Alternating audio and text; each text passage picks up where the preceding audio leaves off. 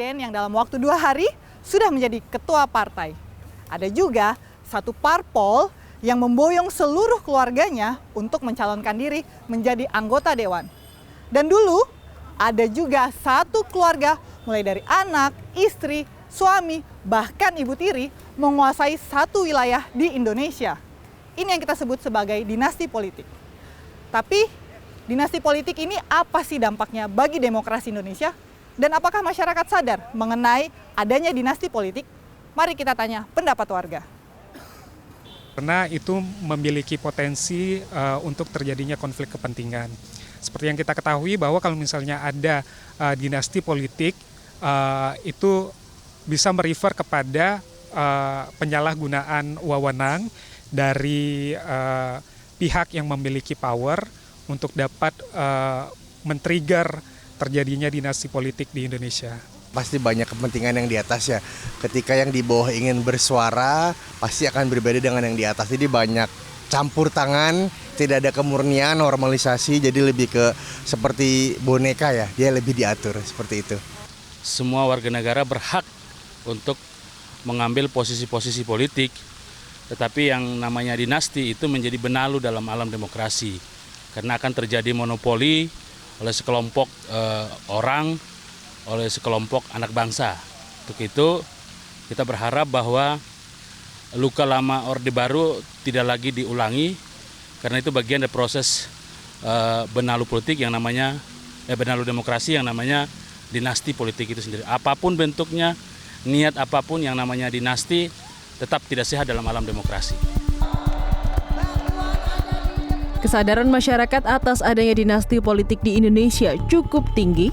Hal ini ditegaskan oleh Ujang Komarudin, pengamat politik Universitas Al-Azhar Indonesia.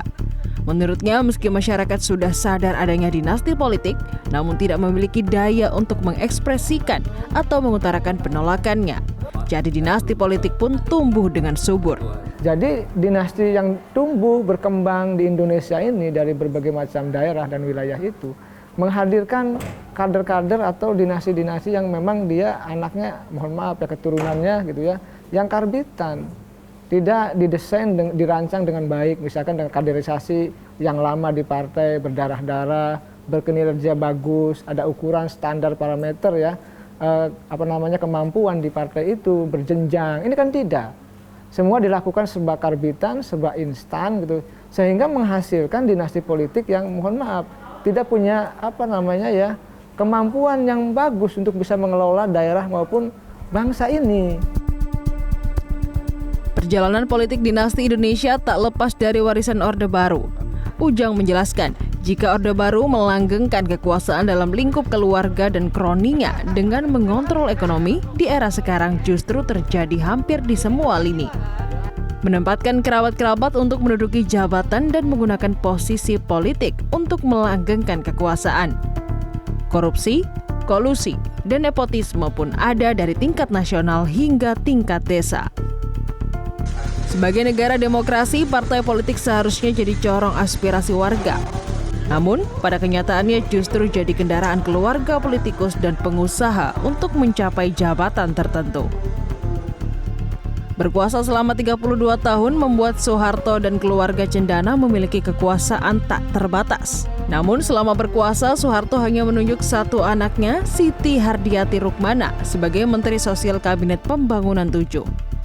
Presiden keempat, Abdurrahman Wahid atau Gus Dur pun saat menjabat sebagai presiden pernah menunjuk anaknya Yeni Wahid sebagai staf khusus presiden.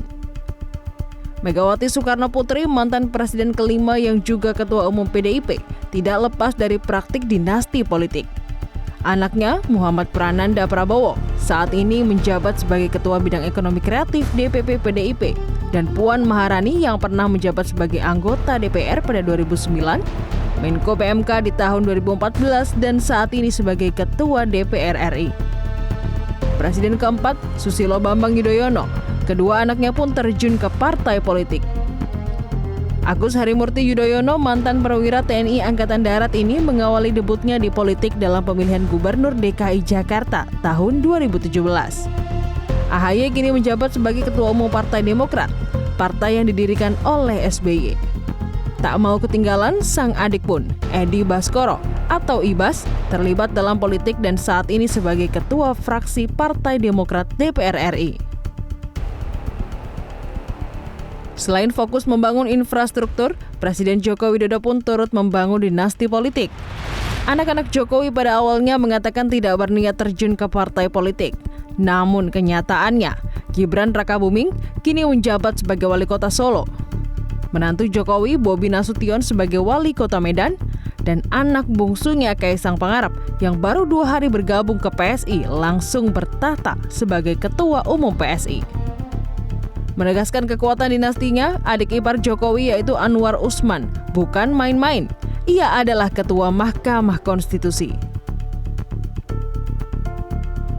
Selain presiden dan mantan presiden yang membangun dinasti politik, ada juga partai politik yang dibuat untuk memboyong istri dan anak-anaknya rame-rame mencalonkan diri sebagai anggota dewan. Inilah Haritano Sudibyo, pengusaha dan juga ketua umum Partai Perindo.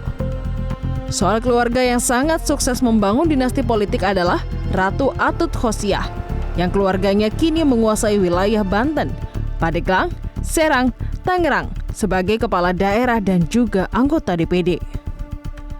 Adanya dinasti politik menunjukkan kegagalan fungsi partai politik yang seharusnya menciptakan kader-kader berkualitas, bukan kader karbitan. Tidak adanya pengkaderan dalam partai politik, pendidikan politik juga masih kurang, serta desain partai politik yang didesain untuk membentuk kerajaan-kerajaan kecil, dan yang terakhir adalah undang-undang yang dipesan secara khusus untuk melanggengkan dinasti politik di Indonesia, membuat negara ini menjadi tidak demokratis. Tapi rakyat masih bisa menentukan pilihannya dan menentukan siapa yang pantas untuk memimpin negara. Irna Wardani, Nabil Haris, Jakarta.